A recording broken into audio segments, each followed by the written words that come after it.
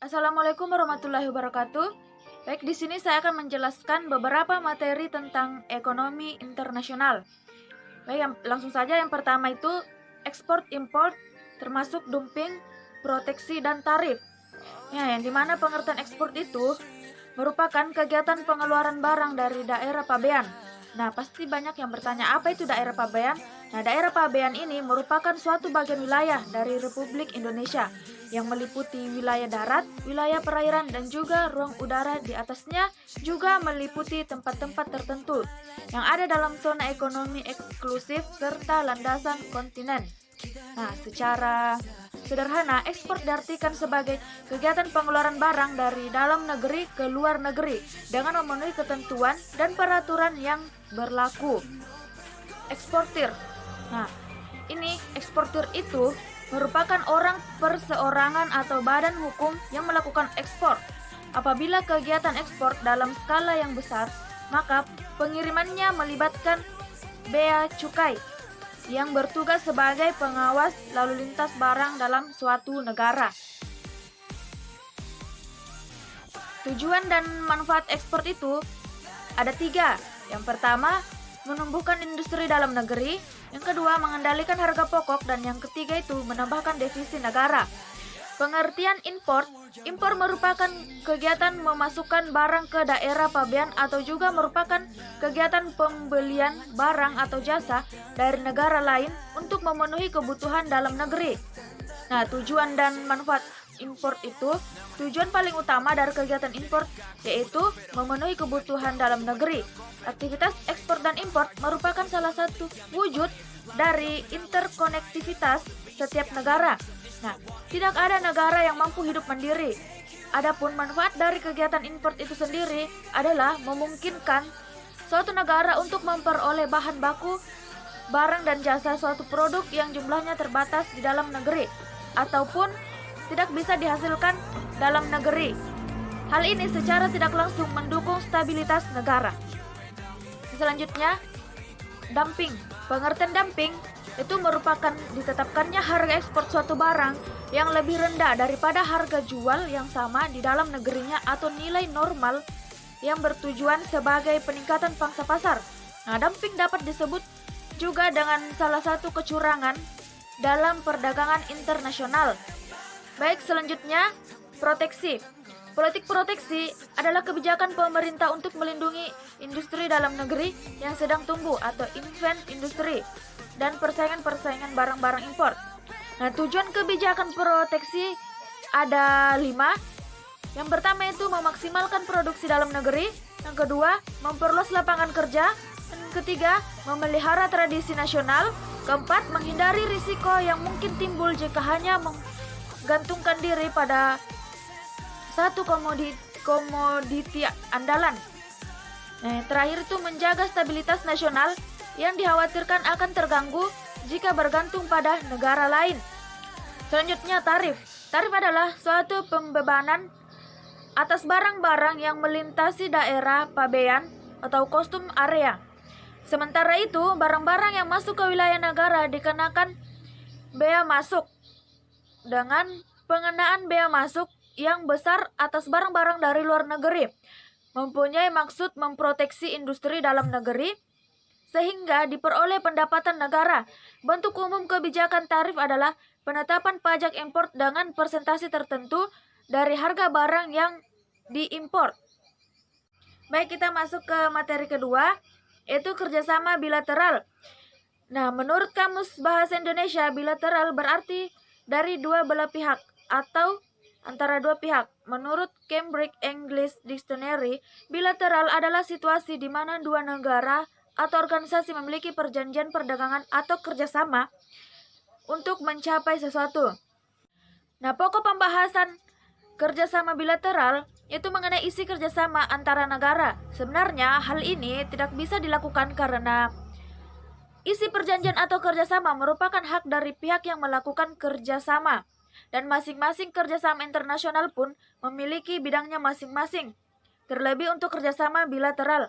Namun, biasanya ada beberapa poin yang menjadi tujuan dalam kerjasama antar negara, khususnya kerjasama bilateral. Nah, beberapa bidang yang biasanya menjadi tujuan kerjasama bilateral antara lain yaitu bidang ekonomi, bidang politik, dan bidang militer.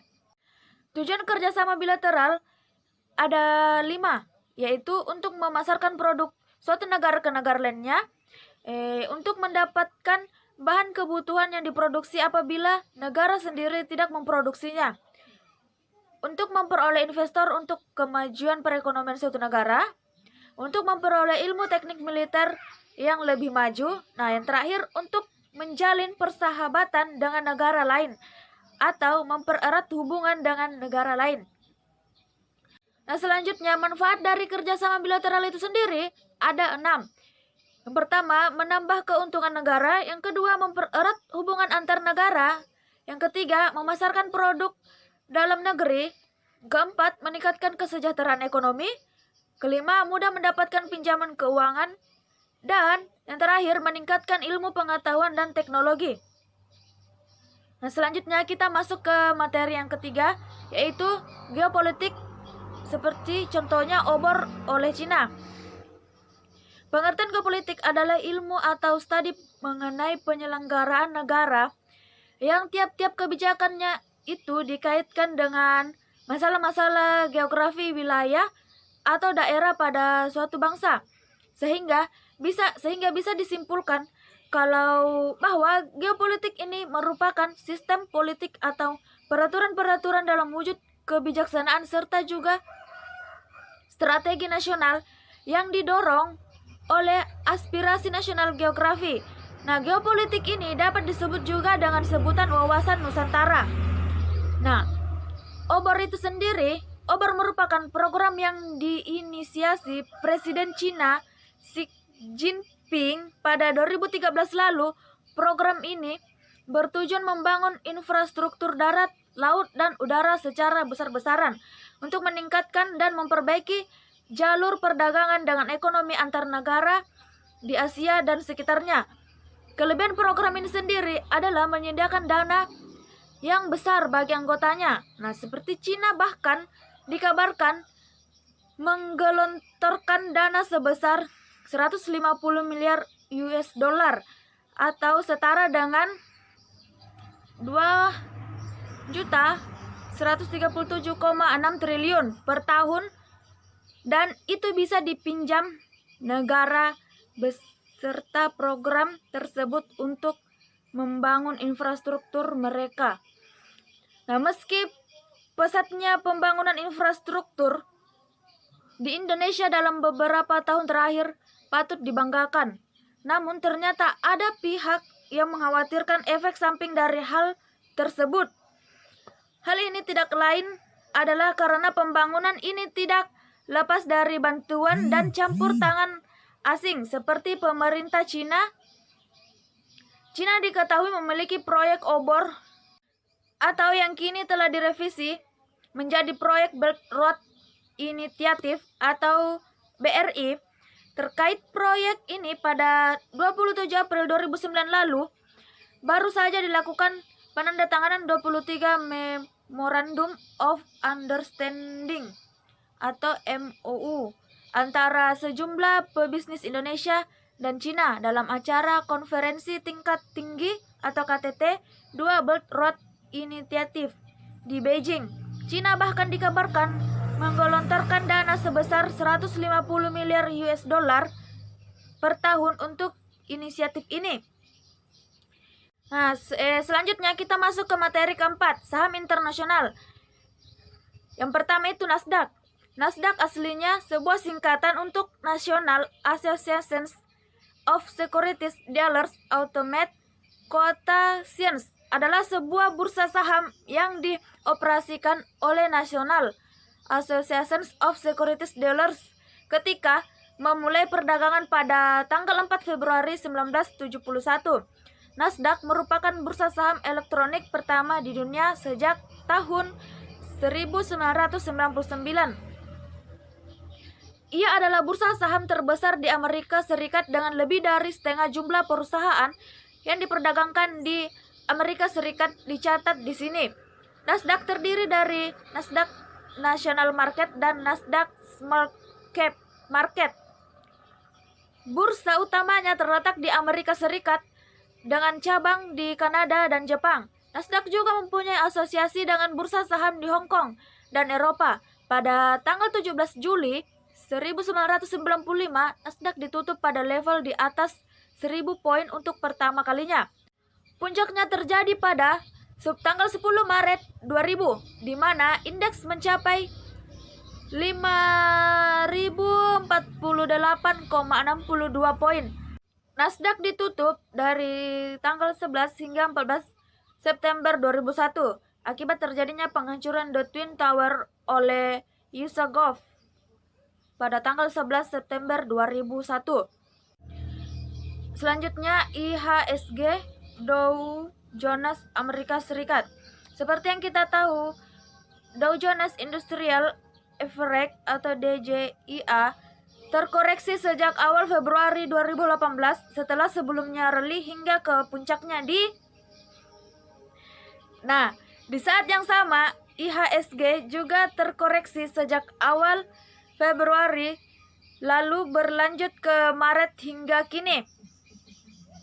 Mengenai penyebab utama mengapa Dow Jones mempengaruhi IHSG secara signifikan hingga 61,54%, juga masih harus dilakukan riset mendalam yang lebih lanjut. Hanya saja sampai saat ini kita masih bisa merasakan bahwa apabila semalam Dow Jones ditutup memerah, maka IHSG cenderung mengikuti dan juga sebaliknya. Berikutnya, Straits Times Singapura. Indeks Straits Times disingkat STI, bahasa Inggris Straits Times Index, adalah sebuah indeks pasar saham berdasarkan kapitalisasi di Bursa Efek Singapura. Indeks ini digunakan untuk mendata dan memonitor perubahan harian dari 30 perusahaan terbesar di pasar saham Singapura dan sebagai indikator utama dari performa pasar di Singapura. Indeks ini bersama-sama dihitung dengan Singapore Press Holdings atau SPH, Singapore Exchange atau SGX, dan FTSE Group atau FTSE. Selanjutnya, KLSE Malaysia. Bursa Saham Kuala Lumpur adalah sebuah perusahaan induk bursa yang memberikan layanan berbeda yang berkaitan dengan perdagangan derivatif dan sekuritas dan lain-lain. KLSE dimulai pada tahun 1930 ketika Asosiasi Broker Saham Singapura didirikan sebagai satu lembaga resmi sekuritas di Tanah Melayu. Pada tahun 1937, ia terdaftar kembali sebagai Asosiasi Broker Saham Tanah Melayu, tetapi ia masih tidak memperdagangkan saham-saham publik. Berikutnya, HSBC Hong Kong. HSBC lahir dari sebuah gagasan sederhana bank lokal yang melayani kebutuhan internasional. HSBC diberi nama sesuai dengan tempat awal pendiriannya, Hong Kong and Shanghai Banking Corporation Limited, yang didirikan pada tahun 1865 untuk membiayai perdagangan yang sedang bertumbuh antara Eropa, India, dan Tiongkok. Pencetus gagasan di balik pendirian bank ini adalah Thomas Sutherland, seorang Skotlandia yang saat itu bekerja untuk Peninsular and Oriental Steam Navigation Company. Dia menyadari adanya kebutuhan yang cukup besar akan fasilitas perbankan lokal di Hong Kong dan pesisir Tiongkok, dan dia membantu mendirikan bank tersebut pertama kalinya di Hong Kong pada bulan Maret tahun 1865 dan di Shanghai 1 bulan kemudian. HSBC mendirikan sebuah perusahaan induk baru, HSBC Holdings P1C pada tahun 1991 dan berhasil melakukan penawaran untuk mendapatkan kepemilikan penuh atas Midland Bank pada tahun 1992. Dengan demikian, HSBC kemudian berkantor pusat di London. Pada bulan November 1998, HSBC mengumumkan penggunaan merek yang seragam. Menggunakan HSBC dan simbol heksagon dimanapun bank itu beroperasi, tujuannya adalah memperluas pengenalan dan pengakuan terhadap HSBC oleh nasabah, pemegang saham, dan staf di seluruh dunia. Nah, selanjutnya indeks Hang Seng China Enterprise. Indeks Hang Seng China Enterprise adalah indeks pasar saham dari Bursa Efek Hong Kong hanya untuk saham H. H-share adalah kelas saham biasa dari perusahaan berbadan Cina daratan yang hanya diperdagangkan di luar Cina daratan. Semua perusahaan ini mayoritas dimiliki oleh pemerintah Cina pusat atau daerah. Sebaliknya, perusahaan-perusahaan yang dikelola sipil dari daratan Cina mendaftarkan perusahaan mereka di Hong Kong, menggunakan perusahaan holding atau asing sebagai P-chip atau baik Bermuda, Kepulauan Hainan, atau Hong Kong. Mereka yang menggunakan metode yang sama tetapi mayoritas dimiliki oleh pemerintah Cina pusat atau daerah dikenal sebagai red chip. Chip merah memiliki indeks terpisah mereka sendiri. Nah, baik, kita masuk ke materi berikutnya yang kelima, IMF dan World Bank, APEC, Uni Eropa dan ASEAN. Nah, IMF dan World Bank, Dana Moneter Internasional IMF, dan Bank Dunia adalah lembaga-lembaga dalam sistem Perserikatan Bangsa-Bangsa. Keduanya memiliki tujuan yang sama, yakni untuk meningkatkan standar hidup di negara-negara anggotanya. Nah, pendekatan keduanya terhadap tujuan ini saling melengkapi, di mana IMF itu fokus pada isu-isu ekonomi makro, sementara Bank Dunia berkonsentrasi pada pembangunan ekonomi jangka panjang dan pengentasan kemiskinan. Yang didirikan di Bangkok pada tanggal 8 Agustus 1967 melalui Deklarasi Bangkok oleh Indonesia, Malaysia, Filipina, Singapura, dan Thailand. Letak Asia Tenggara sangat strategis. Kekayaan alamnya yang sangat melimpah ini membuat bangsa lain menjadi iri dan ingin menguasainya. Buktinya sejak abad ke-15 bangsa Eropa sudah mengacak-acak Asia Tenggara. Spanyol, Portugis, Inggris, Prancis, Amerika Serikat, dan Belanda ke Asia Tenggara tidak hanya ingin berdagang. Penjajahan bangsa Inggris atas Malaysia, Singapura, Myanmar, dan Indonesia, penjajahan bangsa Spanyol dan Amerika Serikat atas Filipina, penjajahan bangsa Belanda atas Indonesia, penjajahan bangsa Prancis atas Laos, Kampuchea, dan Vietnam, serta penjajahan bangsa Portugis atau Timur adalah contoh nyata betapa besar keinginan bangsa Eropa dan Amerika menguasai Asia Tenggara. Terbentuk pada tanggal 8 Agustus tahun 1967 ditandatanganinya Deklarasi Bangkok.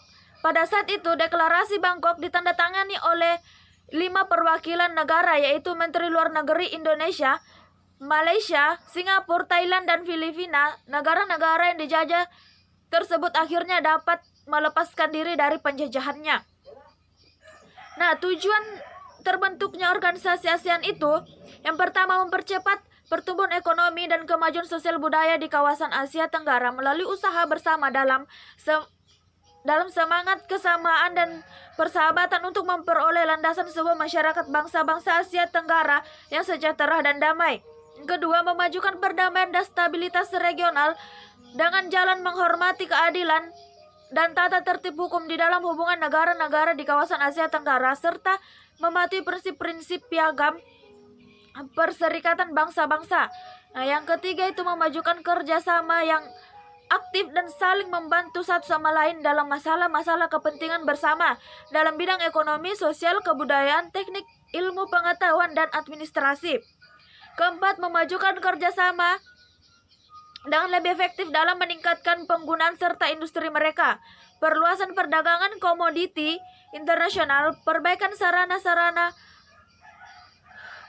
pengangkutan dan komunikasi, serta peningkatan taraf hidup rakyat mereka.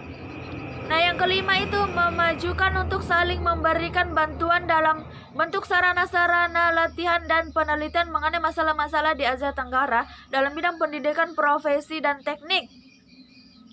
Terus yang keenam itu yang terakhir, memelihara kerjasama dengan lebih erat dan berguna dengan organisasi-organisasi internasional dan regional yang ada, dan untuk menjajaki segala kemungkinan untuk saling bekerja sama secara lebih erat di antara mereka sendiri. Nah, kita ke berikutnya APEC. APEC, Asian Pacific Economic Corporation, merupakan organisasi kerjasama ekonomi regional di kawasan Asia Pasifik. Organisasi APEC berdiri pada bulan November 1989 di Canberra dan Australia, diprakarsai Perdana Menteri Australia Bob Hawke. Ada 12 negara pendiri organisasi APEC, yaitu Indonesia, Singapura, Malaysia, Thailand, Filipina, Brunei Darussalam, Jepang, Republik Korea, Australia, Selandia Baru, Kanada, dan Amerika Serikat. Pada tahun 1991, APEC menerima anggota baru, yaitu China dan Hong Kong. Pada tahun 1993, APEC menerima Meksiko dan Papua New Guinea. Pada tahun 1994, APEC menerima Chile, dan pada tahun 1998 menerima Peru, Rusia, serta Vietnam sebagai anggota baru. Nah, selanjutnya, latar belakang terbentuknya organisasi APEC, yaitu yang pertama, kebutuhan pembangunan ekonomi regional akibat globalisasi sistem perdagangan dan adanya perubahan sebagai situasi politik dan ekonomi dunia sejak pertengahan tahun 1980-an. Yang kedua, kemajuan teknologi di bidang transportasi dan telekomunikasi semakin mendorong percepatan perdagangan global yang ditandai dengan adanya perubahan-perubahan yang cepat pada pasar uang arus modal. Yang ketiga, meningkatnya kompetisi untuk memperoleh modal, tenaga kerja terampil, bahan baku maupun pasar secara global. Yang keempat, meningkatnya kerjasama ekonomi di antara negara-negara sekawasan seperti Masyarakat Ekonomi Eropa atau MEE yang menerapkan sistem pasar tunggal untuk Eropa, North American Free Trade Area atau NAFTA di kawasan Amerika Utara, ASEAN Free Trade Area atau AFTA di kawasan Asia Tenggara. Yang kelima, berkurangnya persaingan persenjataan sehingga forum-forum internasional yang seringkali didominasi dengan pembahasan masalah pertahanan dan keamanan mulai diganti dengan pembahasan masalah-masalah ekonomi dan perdagangan. Yang terakhir, timbulnya pemikiran untuk mengalihkan dana yang semula digunakan untuk perlombaan senjata ke arah kegiatan yang dapat menunjang kerjasama ekonomi antar negara. Nah, tujuan terbentuknya organisasi APEC ini, yang pertama, untuk mencapai perdagangan bebas dan terbuka dan investasi di kawasan Asia Pasifik pada tahun 2010 untuk negara maju dan 2020 untuk negara berkembang. Bogor Goals, tujuan utama yang ditetapkan pada KTT ke-6 pada tanggal 15 November 1994 di Bogor, Indonesia. Yang kedua, meningkatkan kerjasama dan investasi dalam bidang perdagangan meliputi penghapusan hambatan-hambatan dan tarif perdagangan antara negara. Yang keempat, untuk mengurangi tarif dan hambatan perdagangan lainnya di wilayah Asia Pasifik menciptakan ekonomi domestik yang efisien dan secara dramatis meningkatkan ekspor. Yang keempat, membantu ekonomi untuk tumbuh, menciptakan lapangan kerja dan memberikan kesempatan yang lebih besar untuk perdagangan internasional dan investasi. Nah, yang kelima, untuk menciptakan lingkungan yang sama dan efisien pergerakan barang, jasa, dan orang di seluruh wilayah perbatasan melalui kebijakan ekonomi dan kesejajaran dan kerjasama teknis. Nah, selanjutnya kita masuk ke OPEC. OPEC atau Organization of the Petroleum Exporting Countries adalah organisasi tempat berkumpulnya negara-negara pengekspor minyak. OPEC didirikan pada tanggal 14 September 1960 oleh 5 negara anggota, yaitu Iran, Irak, Kuwait, Arab Saudi, dan Venezuela. Setelah diselenggarakannya konferensi Baghdad pada tanggal 10 sampai 14 Agustus 1960 yang diikuti oleh 5 negara produsen minyak tersebut. OPEC dibentuk sebagai akibat jatuhnya harga minyak pada perusahaan raksasa seperti Shell, British Petroleum, Texaco, Exxon, Mobil Sokal, dan Gulf. Mereka melakukan penurunan harga minyak secara drastis sehingga mereka mampu memenuhi kebutuhan negara-negara industri besar. Untuk mengatasi hal tersebut, negara-negara Timur Tengah berusaha merebut pasaran harga minyak internasional dengan cara mengadakan perundingan pada tanggal 11 sampai 14 September 1960 di Baghdad atau Irak. Mereka sepakat untuk mendirikan OPEC yang anggotanya terdiri dari Saudi Arabia, Iran, Irak, Kuwait, dan Venezuela.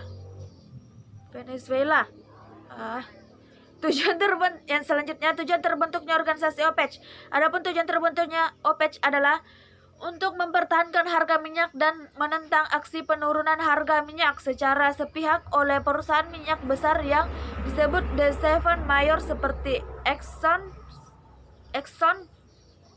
Texaco, Sokal, Gulf, British Petroleum, dan Shell. Perusahaan raksasa minyak bumi ini adalah negara-negara maju seperti Amerika Serikat, Inggris, Jerman Barat, dan Jepang. OPEC berusaha secara kolektif menentukan kebijakan harga dan jumlah produksi minyak bumi di pasar dunia. Tujuan OPEC yaitu yang pertama, mengadakan kerjasama di bidang perminyakan. Yang kedua, mempersatukan kebijakan yang perlu ditempuh untuk melindungi negara anggota. Yang ketiga, menentang penurunan harga minyak. Keempat, mengusahakan keseragaman harga minyak di pasaran dunia. Yang terakhir, mengusahakan pemenuhan kebutuhan dunia akan minyak bumi.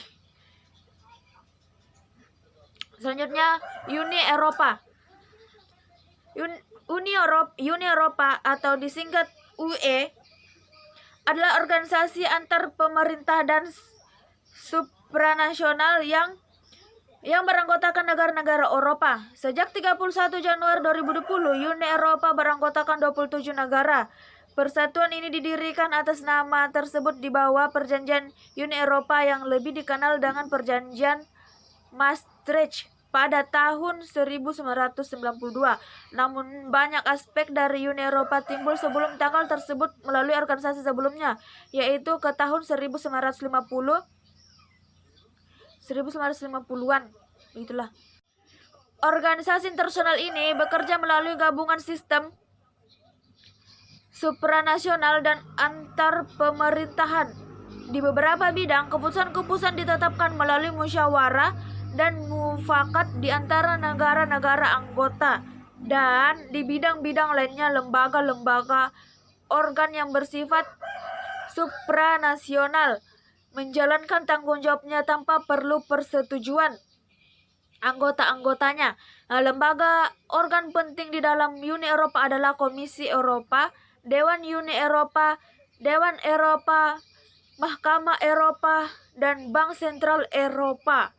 Di samping itu, terdapat pula Parlemen Eropa yang anggota-anggotanya dipilih langsung oleh warga negara anggotanya pada tanggal 12 Oktober 2012. Uni Eropa ditetapkan sebagai penerima penghargaan perdamaian Nobel tahun 2012. Nah, baik, kita ke materi selanjutnya. Terakhir, devisa dan TKI perdagangan internasional terhadap bangsa Indonesia dalam kualitas SDM. Yang pertama itu devisa. Devisa adalah semua barang yang dapat digunakan sebagai alat pembayaran internasional. Terdiri dari valuta asing, yaitu mata uang yang diakui oleh semua negara lain di dunia. Indonesia tidak bisa memungkiri bahwa keberadaan para pekerja migran memiliki peranan yang penting bagi perekonomian nasional.